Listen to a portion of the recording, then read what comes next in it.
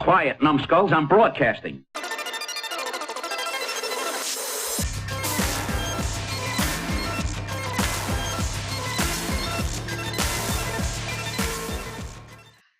Hey, welcome to another episode of A Champion's Perspective. I'm your host, Smitty. With me, as always, is Tim. Tim, how's it going, buddy? Going great. How's everybody out there? Hope you and the family are doing well. I'm doing good, man. Have a couple beers, feeling all right. Still undefeated. Yeah. So that's cool. Got that going for me.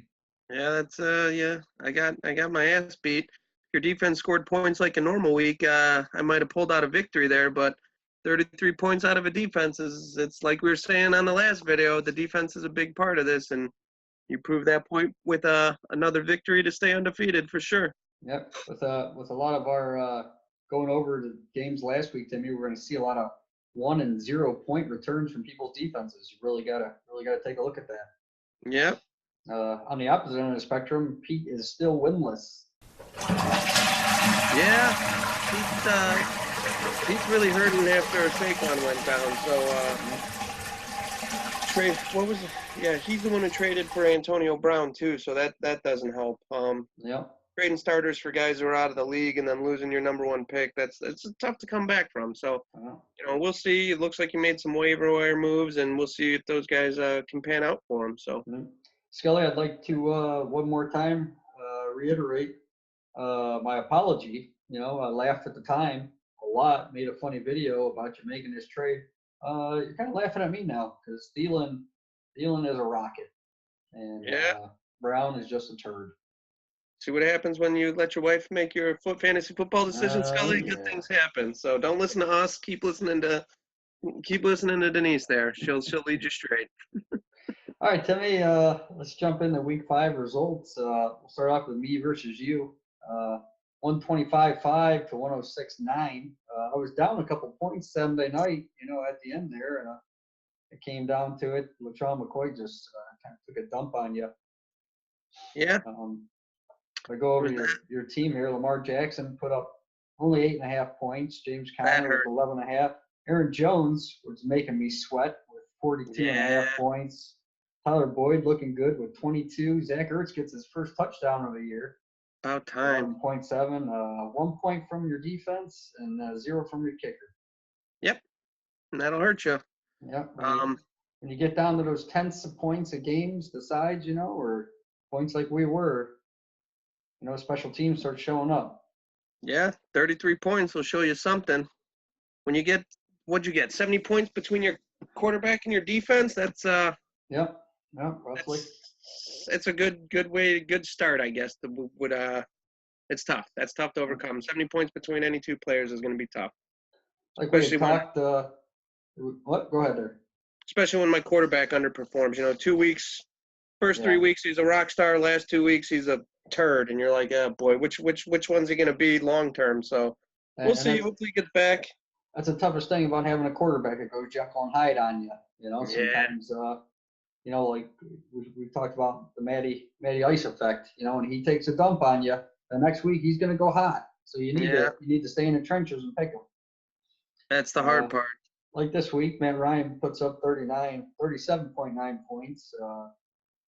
My running backs and wide receivers all scored single digits. My tight end scored 14.8, and Philly defense, like you mentioned, had 33. So you add up all those little points, and I got you in the end.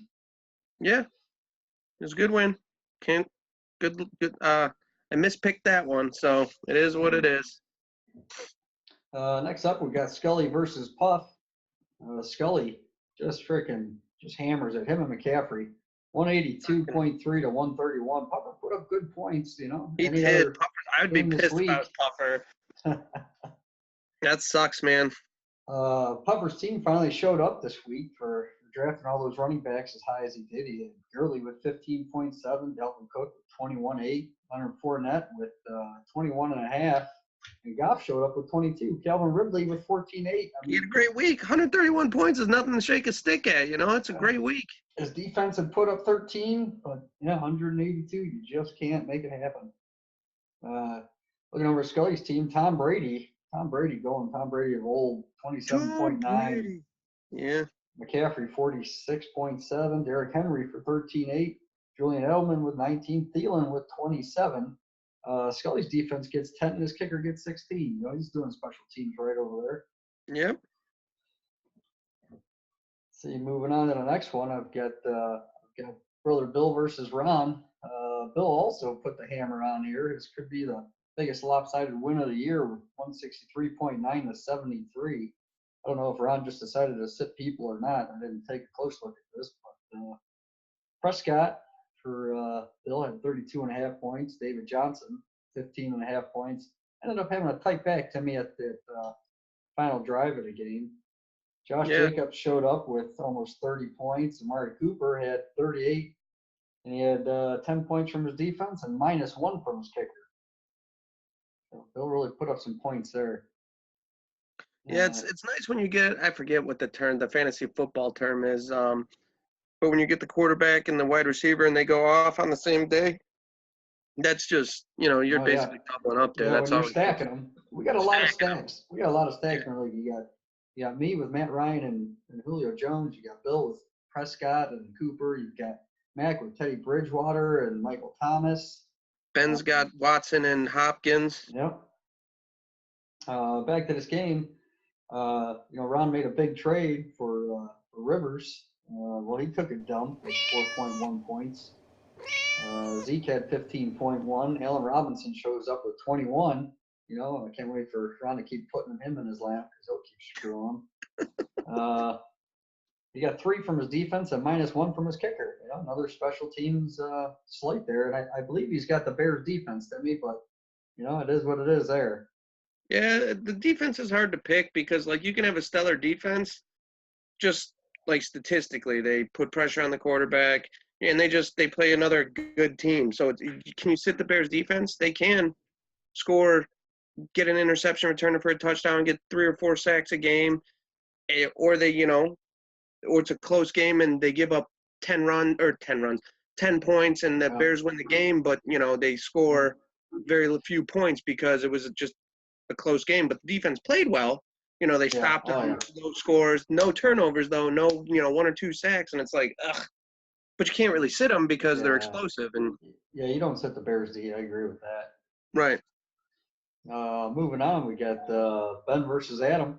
Ben wins handsomely, and he has a 0 in his lineup with Mike Evans. Yeah.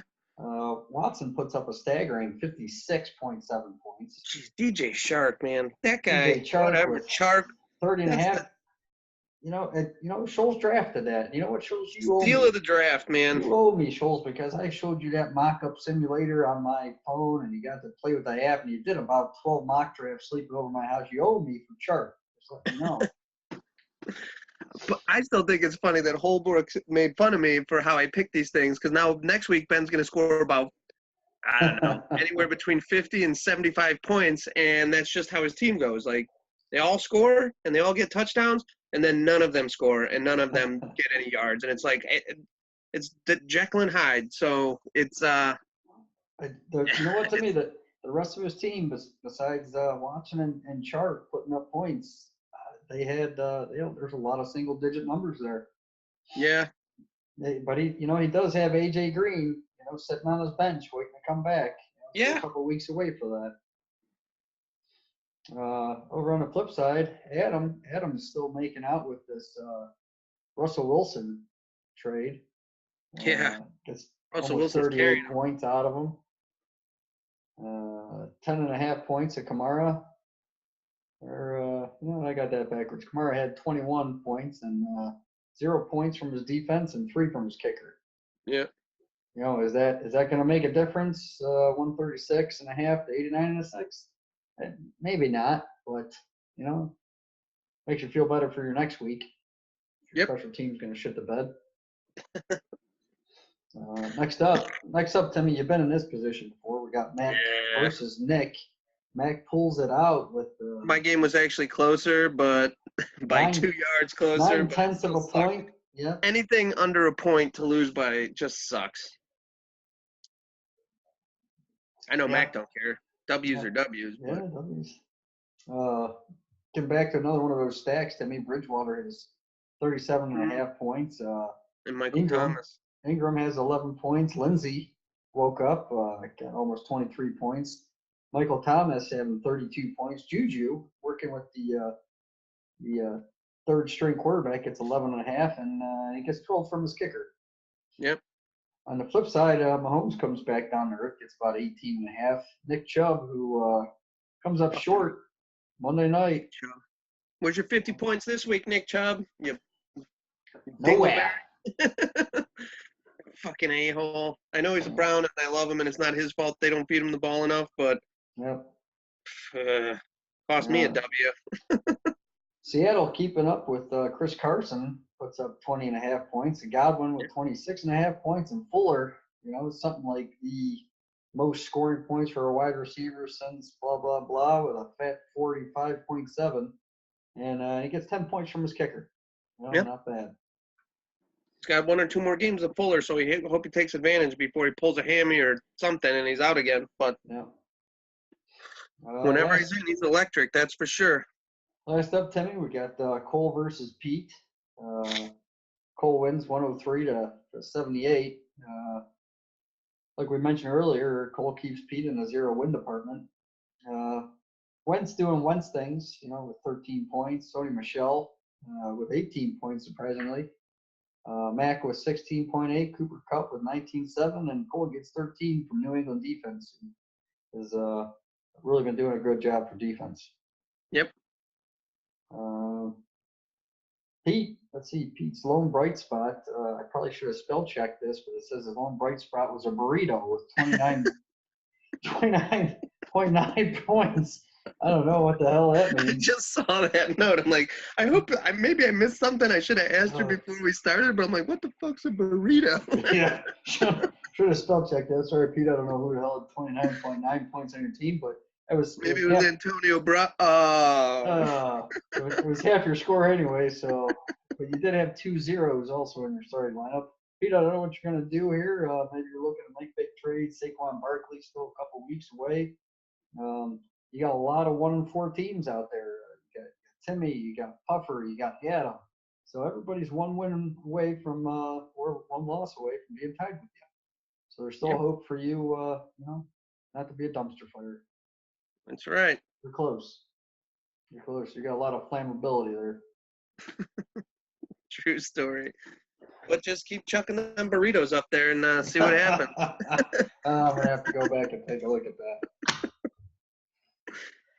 All right, Tim, with that, buddy, let's move into your week 6 picks here, man. How you feeling? Feeling all right. Last week I went 4-2.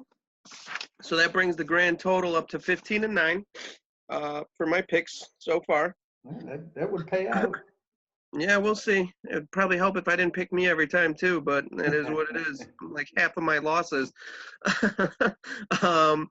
So this week it's me versus Davis. I picked me, but it should be real close. Russell the Muscle's playing like he's from a different planet, but he is going against the Browns this week, so hopefully our defense can step up at home and kind of keep them corralled.